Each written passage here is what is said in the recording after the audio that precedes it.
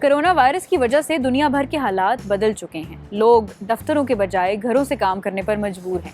Universities, colleges, schools بند ہیں. بچے اور طلباء ہوم سکولنگ کر رہے ہیں، جبکہ آپ اپنے فرینڈز اور رشتہ داروں سے بآسانی نہیں مل سکتے، جس کی بنیادی وجہ فاصلہ برقرار رکھنا ہے. عالمی ادارہ صحت کا کہنا ہے کہ ذہنی دباؤ کا شکار افراد کے لیے یہ وقت انتہائی مشکل ہو سکتا ہے. سیدتی میگزین میں شائع ہونے والی رپورٹ میں بتایا گیا ہے کہ اگر آپ بہت زیادہ ذہنی دباؤ یا اضطراب کی کیفیت سے گزر رہے ہیں تو آپ کے لیے ضروری ہے کہ آپ روزانہ مارننگ واک ضرور کریں اور تازہ ہوا لیں، جس کے لیے آپ اپنے دوست اور احباب کے ساتھ سماجی فاصلہ برقرار رکھتے ہوئے ان سے ملاقات بھی کر سکتے ہیں. دوسری طرف بہت سے ایسے لوگ ہیں جنہوں نے ورک فرام ہوم کے دوران بہت سے نئے ٹیلنٹ اور ہنر آزمانے کی کوشش کی ہے. جیسے کہ بہت سے لوگوں نے آن لائن کورسز اس لیے جوائن کیے تاکہ وہ کچھ نیا سیکھ سکیں.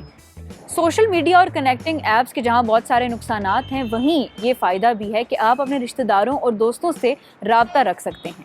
اپنے ذہنی دباؤ کو کم کرنے کے لیے آپ کے لیے ضروری ہے کہ آپ اپنے دوستوں اور رشتہ داروں سے سوشل میڈیا کے تھرو جڑے رہیے. اگر آپ ذہنی دباؤ سے گزر رہے ہیں تو آپ کے لیے ضروری ہے کہ آپ ہفتے میں 1 یا 2 مرتبہ یوگا ضرور کریں. یوگا کرنے سے نہ صرف انسانی جسم اور دماغ توانائی محسوس کرتا ہے، بلکہ سوچ کی سمت بھی مثبت یعنی پازیٹیو ہوتی ہے.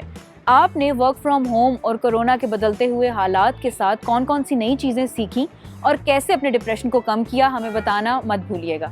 باخبر رہنے کے لیے دیکھتے رہیے urdunews.com.